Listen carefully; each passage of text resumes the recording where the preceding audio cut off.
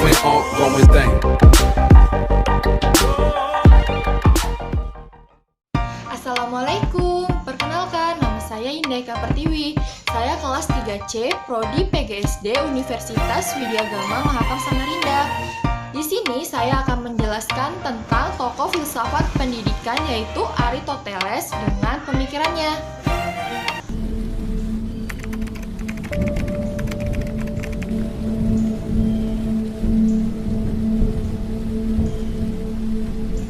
Aristoteles lahir di Stagira, kota di wilayah Chalcidia, dahulunya termasuk wilayah Makedonia Tengah, pada tahun 384 sebelum Masehi. Ayahnya adalah seorang tabib pribadi Raja Aemtas dari Makedonia. Pada usia 17 tahun, Aristoteles menjadi murid dari Plato. Belakangan ini ia meningkat menjadi guru di Akademi Plato di Athena selama 20 tahun. Aristoteles meninggalkan akademi tersebut setelah Plato meninggal dan menjadi guru bagi Alexander dari Makedonia. Aristoteles adalah salah satu tokoh dunia pertama kali yang membuktikan bahwa bumi itu bulat. Dia membuktikan dengan berjalan melihat gerhana. Pembuktiannya tersebut dipakai hingga sekarang dengan penyebutan kata sifat, kata benda, dan lain-lainnya. Dengan meninggalnya Plato pada tahun 347 sebelum Masehi, Aristoteles meninggalkan Athena dan mengembara selama 12 tahun. Aristoteles meninggal pada tahun 322 sebelum Masehi, sekitar pada umur 61 atau 62 tahun. Aristoteles sangat menekankan adanya empirisme untuk menekankan pengetahuan.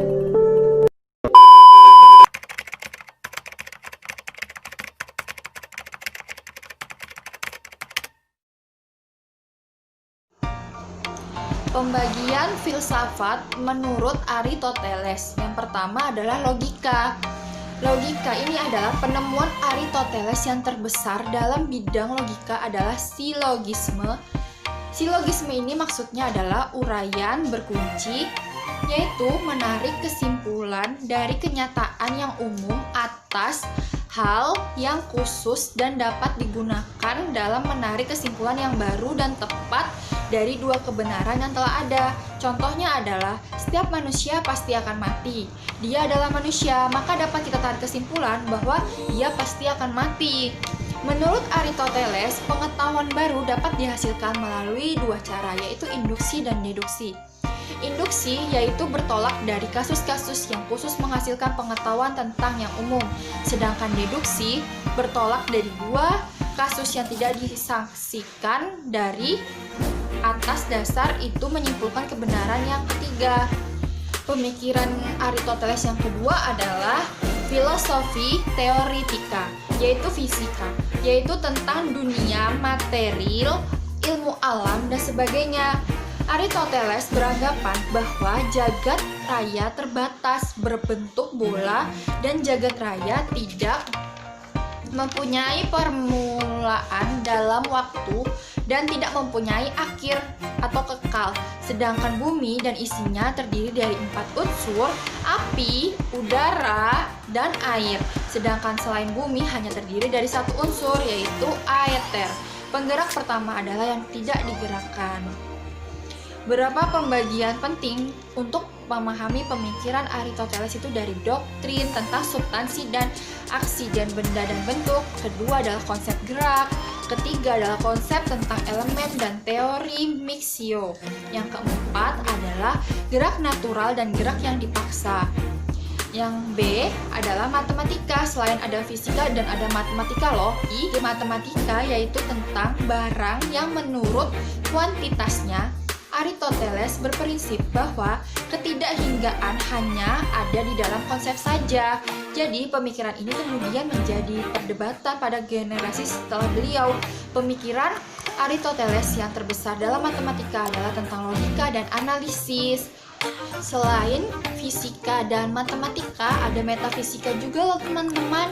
Metafisika itu apa sih? Yaitu berpusat pada persoalan barang dan bentuk.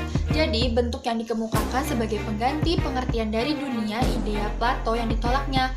Berbeda dengan Plato yang memisahkan idea dan kenyataan lahir, Aristoteles beranggapan bahwa bentuk ikut serta memberikan kenyataan pada benda. Benda dan bentuk tak dapat dipisahkan.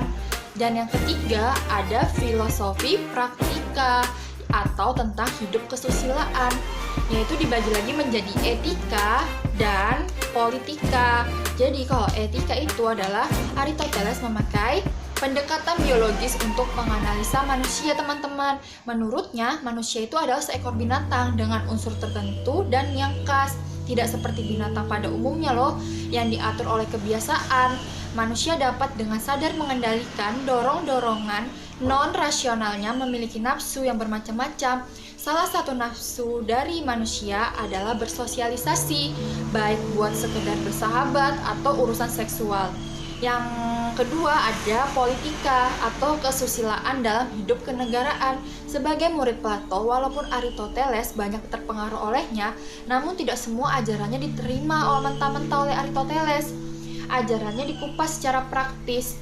Pengupasannya juga dilakukan secara logis dan sistematis berdasarkan metode induksi atas penyelidikan ilmiah dan perbandingan sistem yang ada. Aristoteles mengklasifikasikan sistem-sistem politik seperti di bawah ini: monarki, aristokrasi, politi, dan lain-lain. Yang keempat itu ada filosofi aktiva atau pencipta. Jadi di bidang seni itu Aristoteles memuat pandangan tentang keindahan dalam buku Poetika. Aristoteles sangat menekankan empirisme. Untuk menekankan pengetahuan, ia mengatakan bahwa pengetahuan itu dibangun atas dasar pengamatan dan penglihatan. Menurut Aristoteles, keindahan menyangkut keseimbangan ukuran, yakni ukuran material. Ia berpandangan bahwa sebuah karya seni adalah sebuah perwujudan artistik yang merupakan hasil katarsis disertai dengan estetika. Jadi, untuk hasil pemikiran Aristoteles yang lainnya itu adalah ada Hull dan Morphe, yaitu pemikiran Aristoteles yang merupakan unsur yang menjadi dasar bermacam-macam, dan Morphe yang merupakan unsur kesatuan. Tiap benda dan konkret terdiri dari Hull dan Morphe. Yang kedua adalah actus dan potensia, yaitu dasar suatu kemungkinan. Yang ketiga ada abstraksi. Idea tidaklah merupakan realitas tersendiri, melainkan sifat-sifat yang sama terdapat pada hal-hal yang konkret. Salah satu pemikiran Aristoteles adalah agar orang dapat hidup baik, maka ia harus mendapat pendidikan. Pendidikan bukanlah soal akal semata-mata, akan tetapi merupakan bimbingan-bimbingan kepada perasaan-perasaan yang lebih tinggi, supaya mengarahkan diri kepada akal, sehingga dapat mengatir nafsu-nafsu. Aristoteles merupakan bapak ilmu. Dia berpandangan bahwa ilmu pendidikan itu dibangun melalui riset pendidikan. Riset di sini yaitu merupakan suatu gerakan maju dan kegiatan-kegiatan observasi menuju prinsip-prinsip umum yang bersifat mengeratkan dan kembali ke observasi-observasi tersebut. Aristoteles di sini juga berpandangan bahwa ilmuwan hendaknya menarik kesimpulan secara induksi dan deduksi, dan kesimpulan tersebut diperoleh dari tahapan-tahapan induksi dan digunakan untuk premis-premis deduksi dari pernyataan-pernyataan tentang observasi. Dapat dikatakan bahwa pemikiran Aristoteles sangat berpengaruh pada pemikiran Barat dan pemikiran keagamaan lain pada umumnya. Mungkin itu saja yang bisa saya jelaskan.